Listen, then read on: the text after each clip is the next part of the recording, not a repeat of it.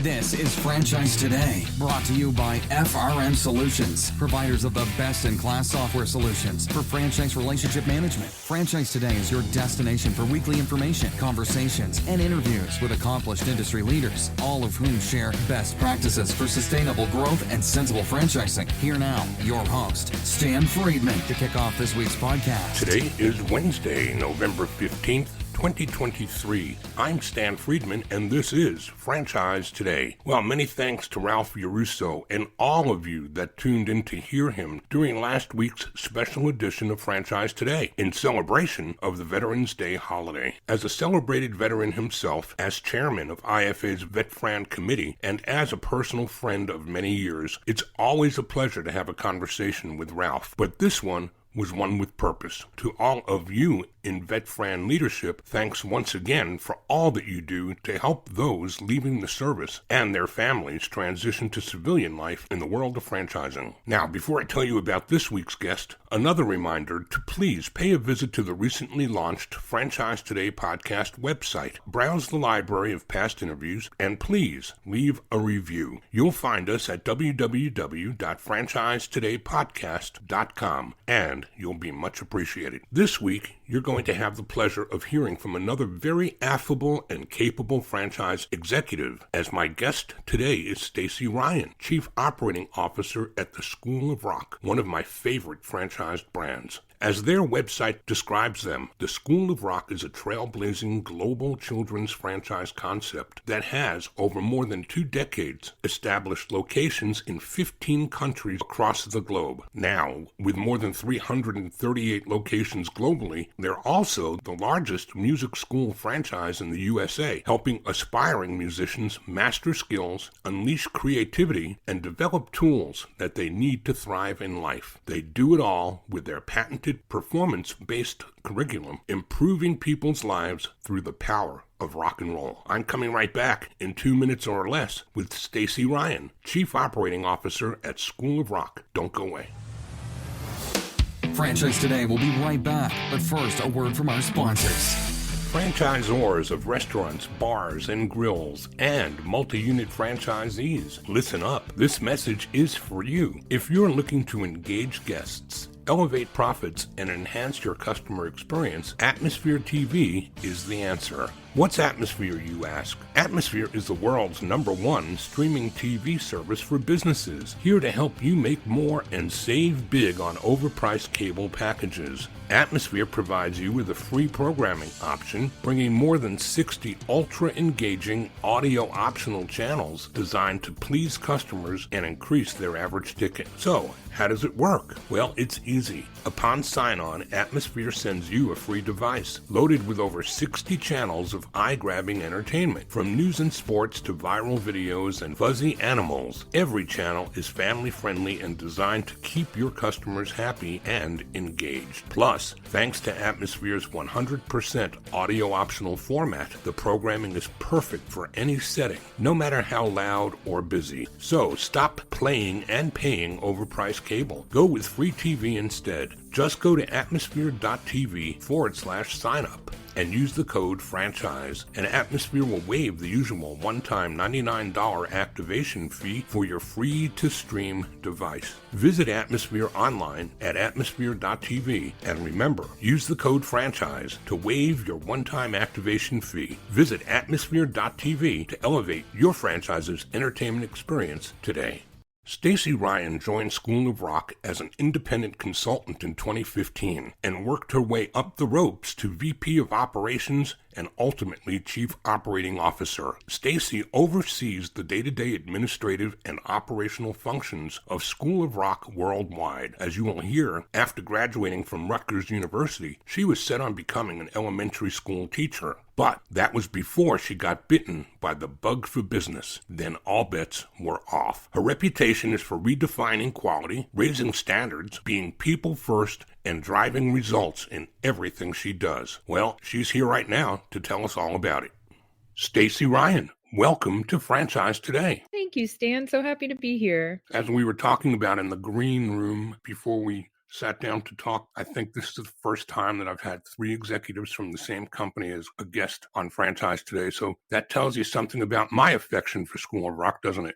It sure does, and I appreciate that. I'm happy to join the club. It's been a great club. Well, you're in great company with Tony Padullo and Rob Price and a host of other people in the franchise world that have taken the seat before you. So we appreciate you taking the time today to join us and do what I ask people to do each and every week, Stacey. Begin the conversation telling us where and when and how franchising bumped into you. Yeah, so it was actually quite an interesting journey. I spent my whole childhood and college life focused on becoming an educator in the schools, actually a kindergarten teacher to be specific, and got my degree there, student taught, went in for an interview in the school that I student taught, basically had the position, and something in my gut just didn't feel right. And in speaking with my mom, she's like, pension, great hours, great benefits. And I said, you just listed all the wrong reasons to become a teacher. So for the first time in my life, I went and took a job that did not work with enriching youth in any way. And I went to a home health aid agency. So I went from one end of the life spectrum to the other. It was a small company. It was part of a franchise organization, but it was individually owned and operated. And it was there that I realized I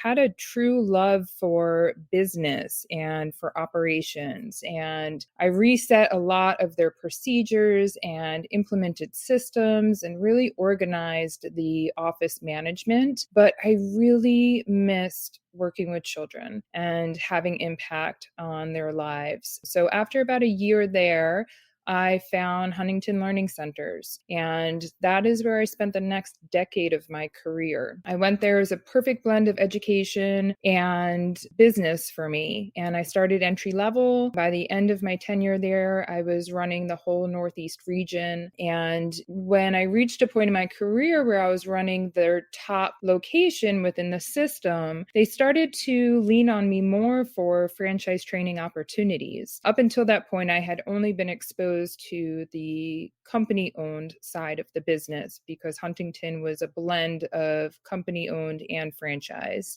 But at Griswold, you were on the franchisee side, so you were working for a local franchise operator? Yeah. They were an individual owner. They had their own location. So I worked in that one location with them. So I still wasn't really much exposed to the idea of franchising, the concept of it. I just knew I ran this office for this lovely husband and wife team that had bought this franchise business. So then once I started getting more exposure at Huntington, I started just seeing the difference in the relationship. And I became really enamored with the idea that this wasn't something that you could just say, hey, go do this. It was really the idea of I had to really get their buy-in and their understanding and their commitment of, hey, this is what we do. This is why it's so great. And this should be something that would be great for you also. And it was just more of a partnership and more of that consulting approach. So that was my first experience with franchising. I used to tell people when they asked me to try to help them understand the difference between a company-owned operation and a franchise operation, you kind of just touched on it. It reminded me of something that I haven't thought about in years, which is I would try to tell somebody who wasn't part of the franchising dynamic and didn't understand it, that the goal of a really good franchisor is to be like an angel. And in the middle of the night when your franchisees deep in sleep and snoring, you're like an angel and you whisper an idea into their head, into their ear, into their dream that the next day sticks with them, and they give you a ring and they say, hey, I had a dream last night, crazy idea. Can I run up the pole with you, see what you think? And you say, well, of course. And then they say, well, what do you think? And you say, that's a great idea. What can I do to help you make that happen? That's the perfect marriage of franchisor-franchisee as compared to do this because I say so. Absolutely. Yeah. And I always work with with my team. We never manage that way. Even we own and operate 47 locations within School of Rock, but I always focus with the team on always that why. You've got to get the why. You don't want anyone doing anything because you said so. You want them to do it because they're committed to it, because they understand the benefit to it and really get that full buy-in. So I completely agree with what you said. After I left Huntington, I moved on to Goddard Preschools, and Goddard's system is 100% franchise. So I left my company-owned management world, luckily had a little bit of a taste of the franchise community and the difference in those relationships. And then I went into Goddard and I was working with the top and bottom 10% of the system. So I had the unique opportunity to learn from the most successful franchisees. What were they doing in their school? How can we systematize them, roll them out to the rest of the system for their benefit, and also how to support them with their unique challenges of being a high performer, of building with capacity and managing a wait list. And then also with the bottom performers going in and again developing this partnership with these owners and getting them to commit to a true turnaround plan. And sometimes that actually was composed of just a controlled exit of the system. So just being able to identify if it just was not the right fit for them within the system and exiting from that system in a controlled manner. Just leaning into that relationship component and getting the most out of them that I could in a partnership approach. I mean, what a wonderful group of owners Goddard was. I really learned so much with my time there and saw the passion and the difference that they were making in children's lives, and just the comfort it would give parents having this safe, highly educational space to leave their children to go to work to. And I fell in love with it actually so much that, Stan, I signed a franchise agreement with them. Oh, wow. I decided to be my own franchisee. Yeah. Which is how I landed at School of Rock. Well, tell us about it. Yeah. So I signed the franchise agreement with Goddard. I could not continue to be a corporate employee and a franchisee at the same time, conflict of interest. So I transferred my team to one of my team members who was promoted. And once I transferred the department, I left Goddard and I had some time to kill. So I had a previous work history with the former CEO of School of Rock. She had actually just recently joined School of Rock. So I reached out to her and I said, hey, I've got a few months to kill before my school is open. Do you need any help there? And her response was, start tomorrow. So the next day I started at School of Rock as a consultant with no intention of staying. And 9 years later, I'm still here with no intention of leaving. So life took a turn for me, and in hindsight, all things for a reason. And I made the decision to cancel my franchise agreement and stick with School of Rock full time. I think you were destined, with your maiden name being so close to Garfunkel. You had to find your way to music, didn't you? I think so. Although I am not a musician, regrettably, I'm working on that. I'm working on finding the time. However, yeah, I came in, and after just a few months here with School of Rock, it was funny for me. I always tell this story how when I joined School of Rock, I had to convince myself that I was still enriching children's lives, that I was still having impact. And it was music education, but it was still education. And I remember saying this to myself out loud. And very quickly, I realized that not only was it the most impact I was having on children's lives, but it was the most critical role I have ever played in my entire life and career. Yeah, so very quickly, I just saw that the role that I was playing was the most critical that I've ever had an opportunity to be a part of. And I knew that School of Rock was the place for me. So I made the change and have never looked back. Well, you told me at the beginning, before we began recording, that you really loved your story and you would enjoy telling it. Now I understand why. We're talking today with Stacey Ryan, the Chief Operating Officer for School of Rock. We're going to take a quick break, Stacey, and when we come back, let's talk more about others of your passions with working in the world of diversity and inclusion and work with women to get more women into business. So we'll talk about all of that and more on the other side of a quick break. Don't go away. Franchise Today will be right back. But first, a word from our sponsors. In today's world, franchisors must apply systems that manage and support all aspects of franchise relationships, whether it's supporting prospective franchisees on their discovery journeys or getting units open and properly supported, whether it's managing legal, compliance, and royalties, or managing franchisee location and ownership information. I'm talking about FRM Solutions and the power of one system, one tool that manages it all for multiple stakeholders across a single brand or across an entire enterprise for multi-branded portfolio companies. Yes, a single instance of FRM is all it takes across departments and across brands. One system providing a single source of truth that will push, pull, and integrate with data from other sources. Plus, FRM offers dynamic and comprehensive dashboarding and robust reporting with customizations available across all departments and brands. So, replace inflexible take-it-or-leave-it platforms with a more personal approach and satisfy the needs of many with the power of one. FRM Solutions, the only one that lets you have it your way. Visit frmsolutions.com to learn more or to order up a demo today. And the conversation continues with Stacey Ryan, COO at School of Rock. And if there's anything that I've taken from the first half of our conversation, it's how passionate you are about anything that you do. I did a little sneaking around on your LinkedIn profile, and I saw something about something called Front Woman. What's that all about? Yes, Stan, thanks for bringing it up. So Front Woman is my passion project, and I have been in corporate America my entire career, and it is more challenging for women. And getting to a C level was a climb and a steep one. And to date, only 28% of C-suite roles are held by women, and far less than that. I believe it's 8% are women of color. So very small numbers, and we have a lot of work to do. And when I finally reached that point, it was almost like the first time in my career I felt like I could actually exhale for a moment and just be in my space. And what I quickly felt was an increased level of responsibility to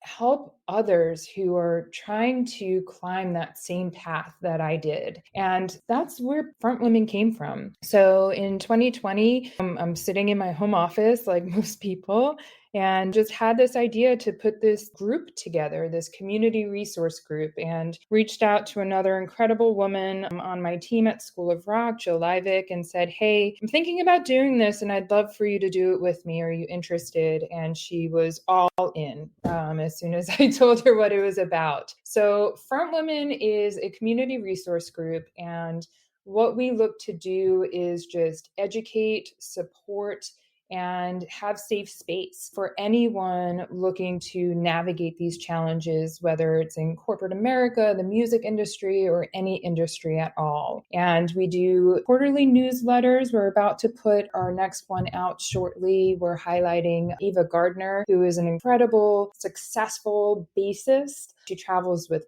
Pink and Cher and has done stuff with Gwen Stefani and one of the founding members of Mars Volta, and just incredible insight and articles and questions of how did you do this and how did you navigate it? And then we also do quarterly meetings where we get together on Zoom and we just talk about different topics, how to identify and help fight microaggressions, how to recruit more allies after the Me Too movement. So just heated topics that sometimes you don't always feel comfortable talking about, but things that we need to talk about. And the more we talk about it, the more we're going to be able to move forward. So it's been really incredible for me because every meeting that we have, I spend hours reading, researching, preparing materials, but I always learn so much just in the conversations and seeing the relationships that are being built and seeing the vulnerable conversations and stories that are being shared. And we have women, we have men, you name it, everyone joins these meetings, and it's just a fantastic community to be a part of. So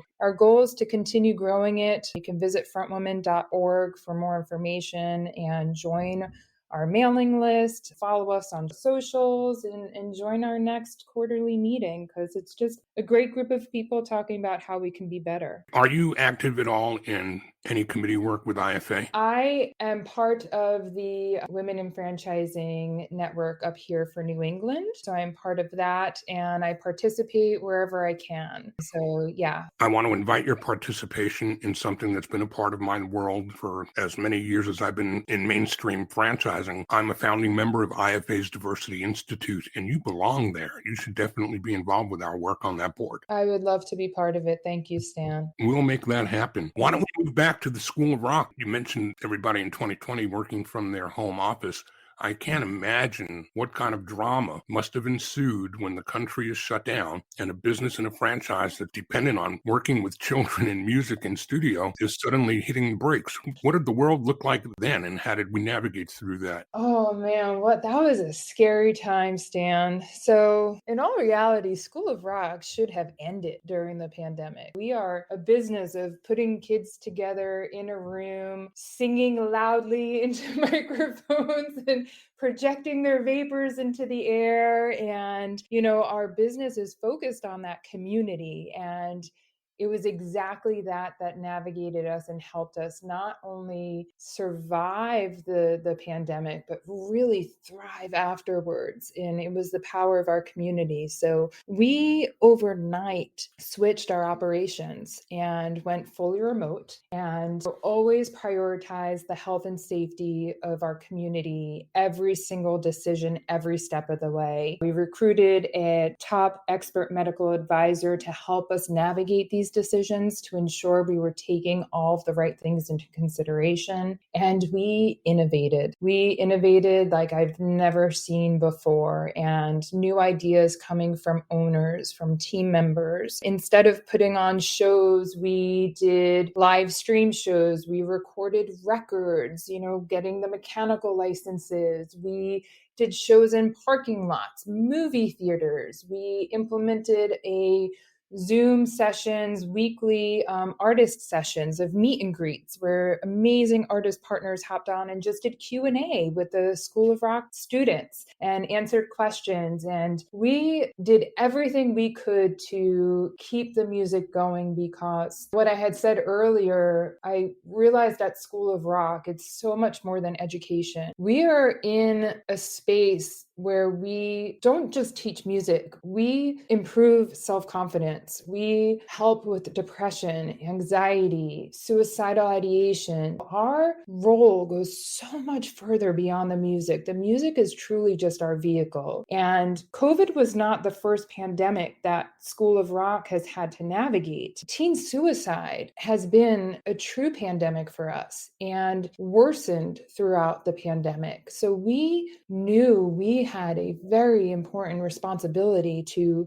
keep that going for the mental health of our students, our staff. Every member of our community needed this music to help them continue to get through it. So we, as a team that pride ourselves on all of our School of Rock knowledge and history over decades and decades of experience, literally threw all that out the window and said, all right, let's rethink this. How are we going to keep this going? And it was magic watching it unfold. And it was one of the darkest times of my career, and also one that I am truly the most proud of as well. Post-COVID, are there any disciplines or practices that were changed during the pandemic that have stuck? Yeah, we still offer remote lessons. If someone is not feeling well, if a family is traveling for a week, if someone is in an area where they just don't have a School of Rock available to them, we still offer remote lessons for all of those opportunities. So that's been really special, because we're able to further our reach and our impact. Additionally, we started doing live streaming all of our performance shows. So every 3 months, our students put on, you could think of it like a recital, but it's their show. It's what them and their band have been practicing for and learning for 3-4 months. They then put on a show. During the pandemic, we weren't able to have audiences, so we would live stream them. Well, we got inundated with relatives and grandparents who were like,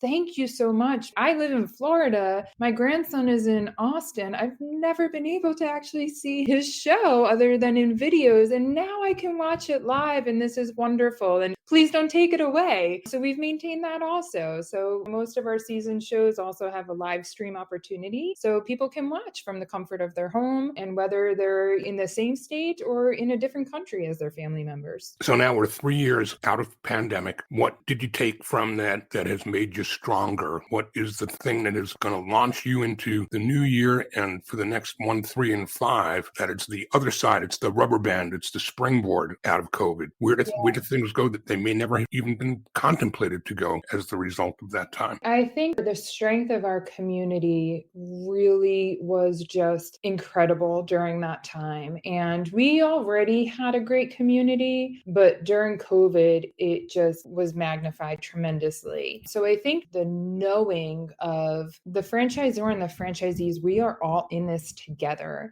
and having that partnership and that ability to work through problems together. And even if we can't see the light at the end of the tunnel, working together to know that we're going to find the steps, even if it's just one step at a time, but we're going to find our footing and we are going to get out of it eventually. So that has been just a tremendous result of the pandemic. Along with, I have a team of 19 on the operations team that I'm honored and humbled to work with every day. And all of them started, all but one, who I directly recruited myself, started in a School of Rock themselves as a general manager. So they always went into solving problems of, well, in my 15 years at School of Rock, my 10 years of School of Rock, we had over 200 years experience of School of Rock on the team. That literally meant nothing in 2020.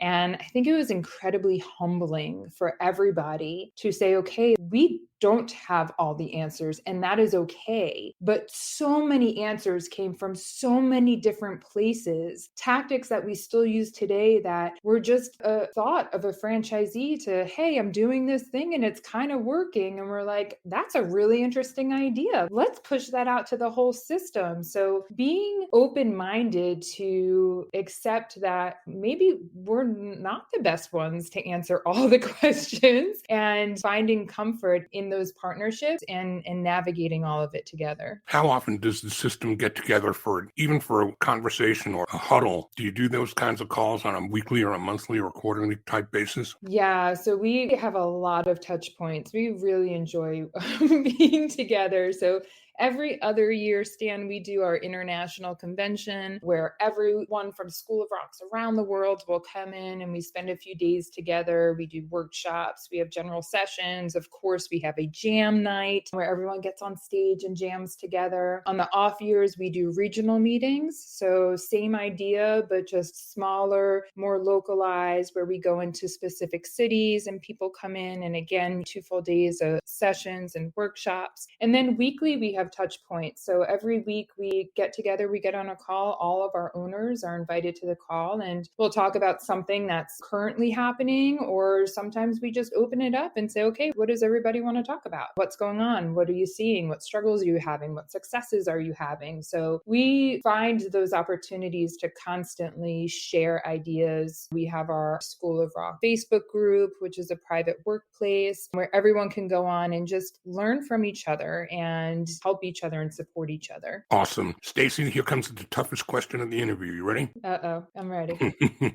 What haven't I asked you today that you wished I did? Oh, that's a good question, Stan.